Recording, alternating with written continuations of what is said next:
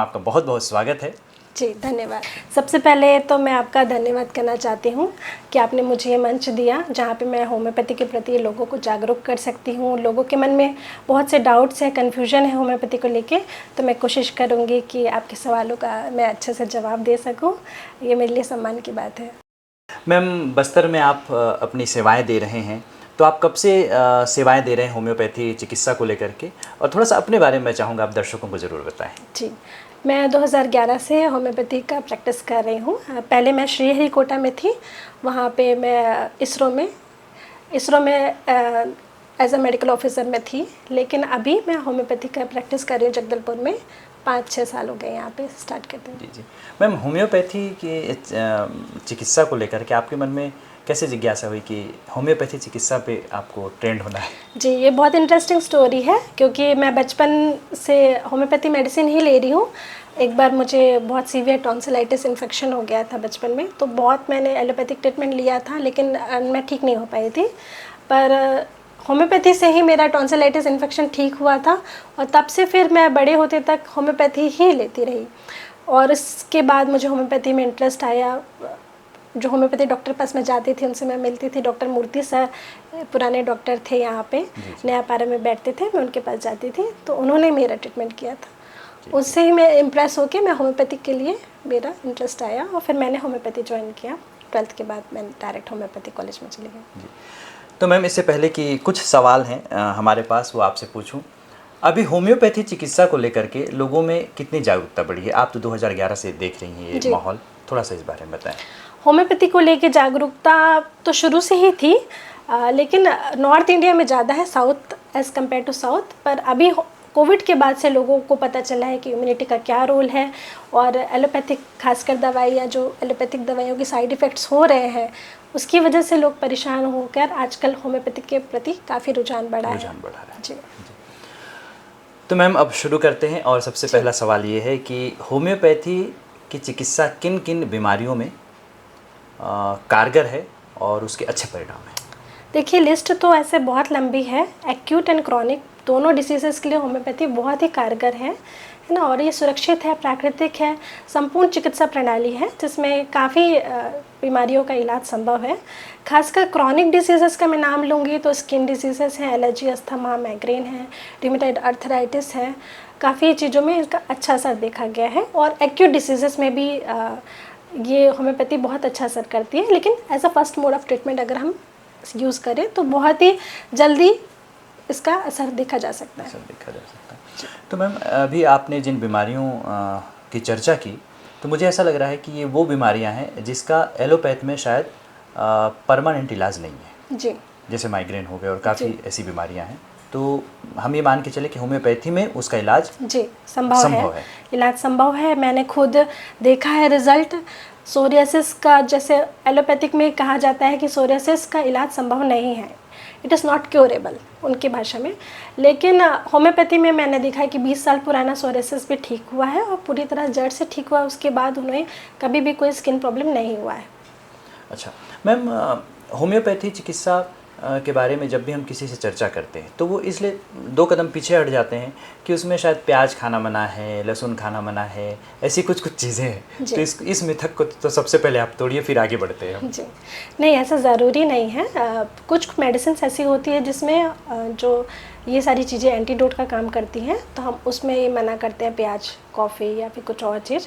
लेकिन सारी मेडिसिन में अवॉइड करना ज़रूरी नहीं है। अच्छा, मतलब डॉक्टर स्पेशली उनको हिदायत दे देंगे कि किन में आपको परहेज करना है। खासकर बीमारियों से संबंधित भी रहता है परहेज, जैसे कि अगर आपको पेट की समस्या है तो हम तेल मसाला अवॉइड करने को कहते हैं। सर्दी खांसी है तो ठंडा खट्टा अवॉइड करने को कहते हैं।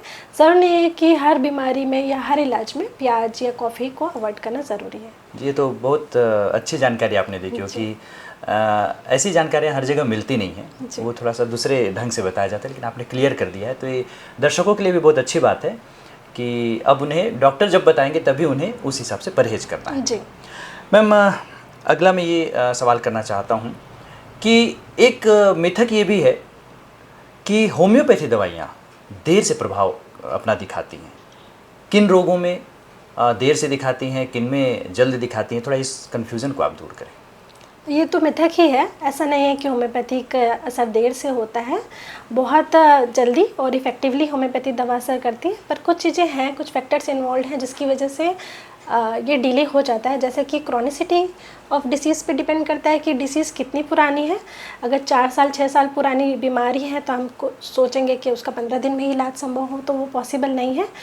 प्लस अगर स्किन डिसीज़ेस में पेशेंट ऑलरेडी बहुत स्टेरॉइड्स ले चुके हैं या फिर क्रीम ऐसे लगा रहे हैं, तो क्या होता है काफ़ी कुछ जो सिम्टम्स होते हैं मिक्स हो जाते हैं। कुछ डिसीज़ के सिम्टम्स रहते हैं और कुछ ऐसे सिम्टम्स रहते हैं जो एलोपैथिक दवाइयों के साइड इफ़ेक्ट्स की वजह से या जो पेशेंट की लापरवाहियों की वजह से जो नए आते हैं। तो इन सारी चीज़ों पे कॉम्प्लिकेटेड हो जाता है डिसीज़ और थोड़ा टाइम लग सकता है। पर अगर आप first mode of treatment homeopathy start करते हैं तो बेशक बहुत ही कारगर है और इफ़ेक्टिवली जल्दी इसका इलाज संभव है। बहुत अच्छी जानकारी आपने दी मैम। आजकल क्या बहुत सालों से मैं देख रहा हूँ कि उसमें मैं भी शामिल हूँ कि जब हमको सर्दी खांसी कुछ ऐसा होता है तो हम मेडिकल स्टोर जाते हैं एलोपैथी और वहाँ से दवाइयाँ लेकर के खा लेते हैं। तो सबसे पहले तो आप ये बताइएगा कि इस तरह हम जो सर्दी खांसी के लिए दवाइयाँ लेते हैं या छोटे छोटे बच्चों को भी हम देते हैं, एलर्जी हम दे देते हैं, सेट्राजिन दे देते हैं, इस तरह की कुछ दवाइयाँ हैं, तो वो कितना नुकसान करती हैं? और क्या सर्दी खांसी होने के बाद अगर हम होम्योपैथी में भी जाते हैं तो भी हम मेडिकल में चले जाते हैं होम्योपैथी के, और वहाँ से भी हम यूट्यूब या गूगल में जो हम सर्च करते हैं वो हम परचेस करके लेने लगते हैं। तो इसको थोड़ा सा आप बताएं, एलोपैथिक होम्योपैथी, इस बारे में थोड़ा जानकारी दें।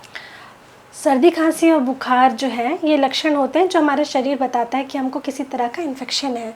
जैसे छींक हो रहा है तो वो बाहर निकालने के लिए जो एंटीजेंस हैं उसको बाहर, नाक से बाहर निकालने के लिए हम छींकते हैं, है ना। बुखार जो रहता है वो टेम्परेचर बताता है कि हमारी इम्यूनिटी अभी एक्टिव है और वो रोग से लड़ रही है। वो कोई बीमारियाँ नहीं है, वो लक्षण है। तो हम उनको दबाने के लिए इम्यूनोसप्रेसिव मेडिसिन ले लेते हैं, सिट्राजिन वगैरह, एविल हो गया, इवन पैरासीटामोल भी। तो लेकिन छोटी मोटी चीज़ों के लिए ये मेडिसिन लेके हम अपनी इम्यूनिटी को बहुत हद तक प्रभावित करते हैं और उनका इम्यूनोसप्रेसिव मेडिसिन की वजह से इम्यूनिटी हमारी बहुत कमज़ोर हो जाती है। तो मैं एडवाइस करती हूँ कि ऐसी छोटी मोटी चीज़ों के लिए आप एलोपैथिक लेना अवॉइड कीजिए और अगर होम्योपैथी ले सकें तो बहुत बेहतर होगा। तो इससे इम्यूनिटी भी बढ़ेगी, खासकर बच्चों के लिए बहुत ज़रूरी है, क्योंकि वो छोटे बच्चे बचपन से ही अगर उनका इम्यूनिटी ऑल्टर हो गया तो बड़े होकर फिर वो गंभीर रूप से प्रभावित हो सकते हैं या उनका सही उपचार नहीं हुआ सर्दी खांसी फिर निमोनिया का रूप ले सकती है। तो ये जो सीवियरिटी है हम खुद ही उसको क्रिटिकल बनाते हैं, छोटी मोटी सर्दी खांसी से उसको बड़ा करते हैं। जी मैम, लेकिन एक चीज़ ये है कि जो पेरेंट्स होते हैं, अभी जो मौसम भी आ रहा है बरसात का, ये सब आ रहे हैं, तो हम देखते हैं कि छोटे छोटे बच्चों को जो स्कूल जाते हैं उनको सर्दी खांसी आमतौर पर होती ही रहती है। तो पेरेंट्स ये सोचते हैं कि सर्दी खांसी हम आमतौर पर देखते हैं 4-5-6 दिन लगते ही हैं उसको ठीक होने में, तो वो इस तरह की एलोपैथिक दवाइयाँ जिनका आपने जिक्र किया वो देते हैं, सेट्राजिन या जो भी दवाइयाँ हैं, वो इस उद्देश्य से कि वो जल्दी ठीक हो, क्योंकि बच्चों के कष्ट को देखा नहीं जाता, दूसरा स्कूल का भी उनका मिस ना हो। तो ये सब बातों को ध्यान रखते हुए वो इस तरह की दवाइयाँ देकर उनको 1-2 दिन में ही ठीक करना चाहते हैं। ये कितना सही है? या अगर 2-4-5 दिन में ठीक हो रहा है तो होम्योपैथी दे करके ही ठीक करना ज़्यादा बेहतर है? इसको थोड़ा सा क्लियर करें ताकि डरे भी ना, पेरेंट्स डरते भी हैं कि अगर 2-4 दिन रह गया और इससे कुछ और समस्या बढ़ गई तो इसको थोड़ा सा। बेशक ये दवाइयाँ थोड़ा फास्ट एक्ट करती हैं और इस वजह से लोग चूज़ करते हैं, पर इससे हम छोटे समय के फ़ायदे को देखते हुए लंबे समय तक का नुकसान अपने बच्चों के शरीर पे डाल रहे हैं। अगर छोटे अर्ली सिम्टम्स में ही हम उनका इलाज कर लें, है ना, तो ज़रूरत नहीं पड़ेगी एलोपैथिक दवाइयाँ लेने की, सिट्राजिन लेने की। लेकिन क्या होता है कुछ चीज़ें ऐसे बढ़ जाती है, 1-2 दिन के बाद फिर ट्रीटमेंट स्टार्ट करते हैं तो वो थोड़ा प्रॉब्लम बढ़ जाता है, उसके बाद ही लोग दवाई लेते हैं। मैम, बच्चों की इम्यूनिटी बढ़ाने के लिए जो 3 साल से कम है या 5 साल तक अपन लेते हैं, होम्योपैथी में ऐसा कुछ हम दे सकते हैं या नहीं दे सकते? इम्यूनिटी बढ़ाने के लिए मेडिसिन तो है होम्योपैथी में, लेकिन जब कोई रोग होता है जैसे सर्दी हो गई, खांसी हो गई, उसके लिए अगर छोटी छोटी चीज़ों के लिए अगर हम इम्यूनिटी के होम्योपैथी की मेडिसिन प्रेफर करें तो इम्यूनिटी अपने आप सक्रिय हो जाती है और इम्यूनिटी बढ़ जाती है। जी, होम्योपैथी ट्रीटमेंट पे कितना भरोसा किया जाना चाहिए? होम्योपैथी मेडिसिन बहुत भरोसेमंद है और 200 साल से ये पैथी लोगों को लाभ दे रही है। 80 से ज़्यादा देशों में इनका लाभ देखा जा सकता है और ये पूर्ण प्राकृतिक चिकित्सा प्रणाली है। तो इसका तो सभी जानते हैं कि होम्योपैथिक साइड इफ़ेक्ट्स रहित है और लोगों को पता है क्योंकि काफ़ी लोगों ने इसका लाभ लिया है। जी मैम, कई प्रवचन मैंने साधु सन्यासियों के सुने हैं, मैं नाम नहीं लेना चाहूँगा, लेकिन उनके मुख से हमने ये भी सुना है कि होम्योपैथी दवाइयाँ, हालांकि ये अभी के प्रवचन नहीं है, ये लगभग ये मान के चलिए 30-40 साल पुराने जो मैंने ऑडियो सुना था उसके माध्यम से, उसमें ये कहा गया था कि होम्योपैथी एक मानसिक रूप से ठीक करता है। मतलब होम्योपैथी को बोल करके हम ये दवाइयाँ दे देते हैं और उसको लोगों को पता लगता है कि अच्छा डॉक्टर साहब ने दिया, इससे ठीक हो जाएंगे, ऐसी मान्यता रही है। और अभी भी कई लोग सोचते हैं कि ऐसा कुछ नहीं होता, ये लोगों को काउंसलिंग करके, मतलब ये दी जाए, इसको आप लीजिए, इससे ठीक होगा, तो वो अपने मनोशक्ति से ठीक होता है, ना कि दवाइयों से। ऐसी धारणा आज भी है, इस पर आप क्या कहना चाहेंगे? देखिए, होम्योपैथी का प्रिंसिपल है, जो हम पेशेंट को ट्रीट करते हैं as a person, as a whole, तो शारीरिक रूप से, मानसिक रूप से, भावनात्मक रूप से, हर तरह से वो पेशेंट को आराम देता है। तो इसमें होम्योपैथी में जब प्रूविंग होती है, तो हम जब पेशेंट को कोई मेडिसिन देते हैं तो उसमें हम देखते हैं कि उसको शारीरिक रूप से क्या बदलाव आए हैं, प्रूविंग के टाइम में जब उसको मानसिक रूप से क्या बदलाव आए हैं, भावनात्मक रूप से क्या बदलाव है, हर चीज़ का सिम्टम्स को निकाल के मेडिसिन दी जाती है। देखिए, होम्योपैथी की शुरुआत ऐसे हुई कि डॉक्टर सैमुअल हैनीमैन, जो खुद एक एलोपैथ थे, तो वो एलोपैथिक चिकित्सा पद्धति से थोड़े से परेशान थे, क्योंकि इन्फेक्शन हुआ तो कॉटराइजेशन करना, और जो एलोपैथी की चिकित्सा प्रणाली थी उस समय 18वीं सदी में बहुत ही तकलीफ़दायक थी। तो वो चाहते थे कि कुछ ऐसा इलाज वो लेके आ सके जो थोड़ा सा आरामदायक हो और पूरी तरह से आराम दे सके, जेंटल हो उनके हिसाब से।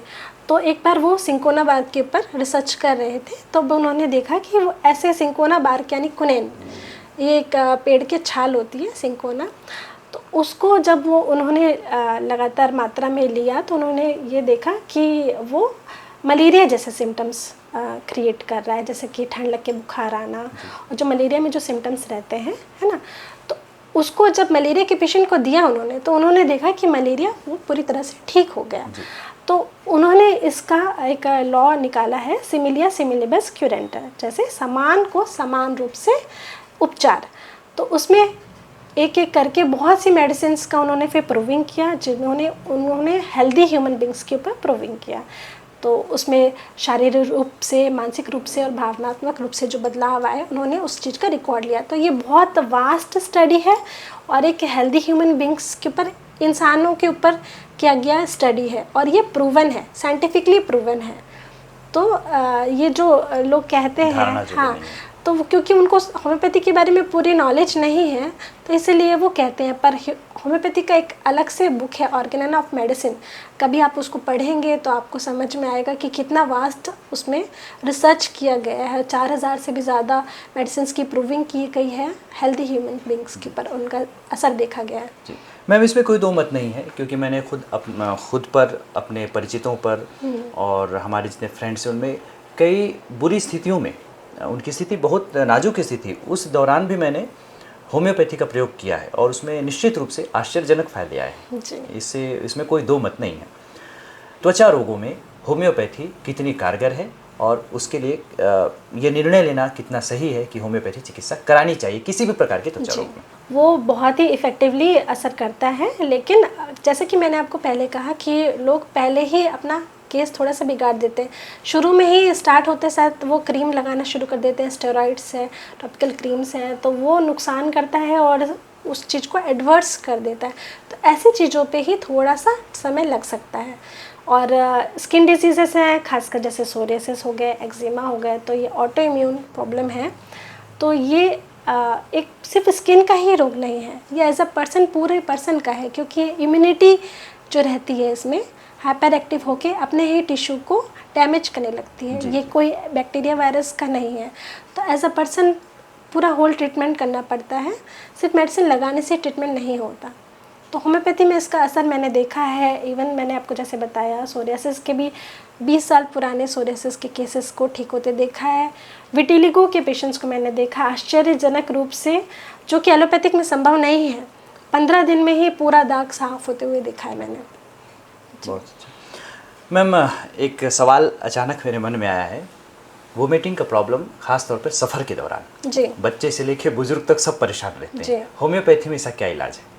देखिए होम्योपैथिक में इसकी बहुत अच्छी मेडिसिन है, जिसमें हम ट्रैवल सिकनेस जो बोलते हैं उसके लिए हम मेडिसिन यूज़ कर सकते हैं और उसको अपने पास रख सकते हैं।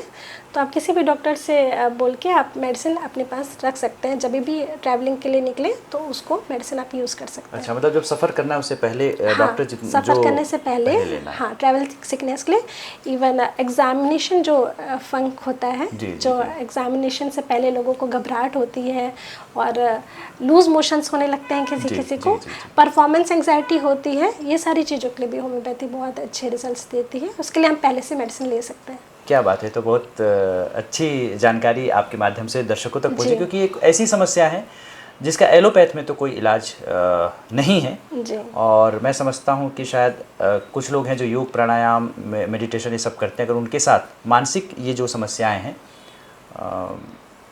ज़्यादा लाभकारी होगा, ऐसा मुझे लगता है। होम्योपैथी की जो चिकित्सा जब चल रही हो तो क्या एलोपैथी की दवाइयाँ या आयुर्वेद की दवाइयाँ साथ में ली जा सकती हैं? अगर ली जा सकती हैं तो किस नियम के आधार पे? देखिए काफ़ी लोग सोचते हैं कि होम्योपैथी मेडिसिन ले रहे हैं तो कोई और मेडिसिन नहीं ले सकते। तो मेडिसिन तो सारी मेडिसिन वो ले सकते हैं, कोई प्रॉब्लम नहीं है। 15 मिनट आधा घंटे का गैप ड्यूरेशन करके वो एलोपैथिक मेडिसिन भी ले सकते हैं, आयुर्वेदिक दवाइयाँ भी ले सकते हैं। कुछ पेशेंट्स ऐसे होते हैं जो डायबिटीज़ के लिए मेडिसिन ले रहे हैं और बीपी के लिए ले रहे हैं और वो उस चीज़ को कंटिन्यू रखना चाहते हैं तो वो रख सकते हैं आराम से। जी मैम, अगर किसी को डायबिटीज़ है और वो एलोपैथ की दवाइयाँ ले रहा है लेकिन वो चाहता है कि होम्योपैथी के माध्यम से उसे परमानेंट ठीक किया जाए, तो सिर्फ होम्योपैथी दवाइयों के माध्यम से क्या शुगर को कंट्रोल किया जा सकता है या नहीं किया जा सकता? इसी बारे में थोड़ा सा बताएंगे। देखिए होम्योपैथी मेडिसिन में बहुत अच्छी मेडिसिन हैं जो शुगर को कंट्रोल कर सकती हैं, पर डायबिटीज़ में होता यह है कि हमको जानना बहुत ज़रूरी है, नॉलेज रहना ज़रूरी है कि किस टाइप का डायबिटीज़ है। टाइप 1 डायबिटीज़ अलग होता है, टाइप 2 डायबिटीज़ अलग होता है। टाइप 1 डायबिटीज़ में ऐसा होता है कि इंसुलिन तो बनता है शरीर पे पर वो इफ़ेक्टिवली काम नहीं करता। पर टाइप 2 डायबिटीज़ में ऑटोइम्यून जो रहता है, इंसुलिन पूरी तरह से बंद हो जाता है बनना। उन केसेस में इंसुलिन लेना ज़रूरी हो जाता है और इंसुलिन रहता ही नहीं है बॉडी में। तो टाइप 1 डायबिटीज़ का मैंने देखा है बहुत इफेक्टिवली वो ठीक हो सकता है पूरी तरह से होम्योपैथी में, उसका इलाज भी है। मैम, जब पेशेंट होम्योपैथी चिकित्सक के पास आते हैं, होम्योपैथी चिकित्सक उन्हें कई बार सलाह देते हैं कि आप इसका डायग्नोस कराइए, एक्सरे कराइए या और जो भी ज़रूरत है जी। पर जैसा कि लोग ये सुने हुए होते हैं कि ये तो लक्षणों के आधार पे होम्योपैथी दवाइयाँ दी जाती हैं जी। तो अब यहाँ पर होम्योपैथी में भी डायग्नोस की परंपरा शुरू है जी। मैं भी दर्शकों से नहीं कहूँगा कि ये सकारात्मक है, नकारात्मक है, होना चाहिए, नहीं होना चाहिए, इसके बारे में आप हमें सही मार्गदर्शन दीजिए। देखिए बहुत से पेशेंट्स मेरे पास भी आते हैं, मैं उनको कहती हूँ कि आप एक्सरे करवा लीजिए, तो वो बोलते हैं कि होम्योपैथी में एक्सरे, ये तो हम नहीं जानते होम्योपैथी में क्यों एक्सरे करवाना है।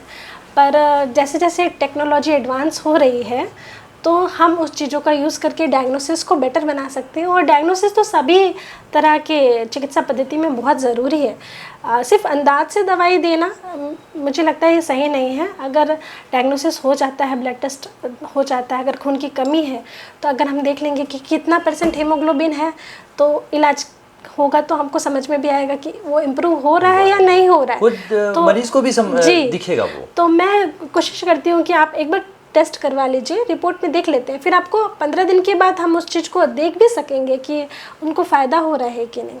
तो डायग्नोसिस बहुत ज़रूरी है जी, और इससे मरीज का भी और उनके परिवार का भी समय बचेगा क्योंकि बीमारी जल्दी ठीक होगी जी। बिल्कुल सही।